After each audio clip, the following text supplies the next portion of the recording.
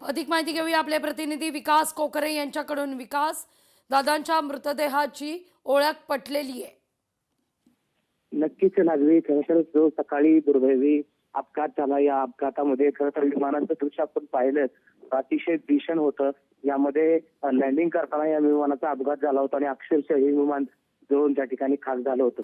यामध्ये खरं तर राज्याचे उपमुख्यमंत्री अजित पवार हे देखील होते आणि त्यांच्यासोबत इतर जे त्यांचे सीसहाय्यक असतील, OSD असतील आणि त्यांच्या पक्षाचा काही एक कार्यकर्ता असे 4-5 जण होते.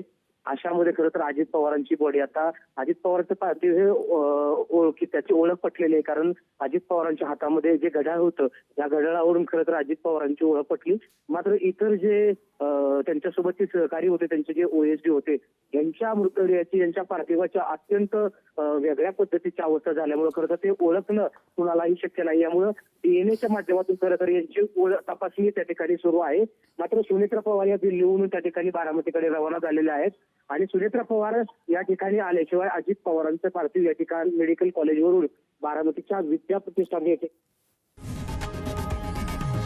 लोकशाही मराठी ऐका, पहा, जागरूक रहा.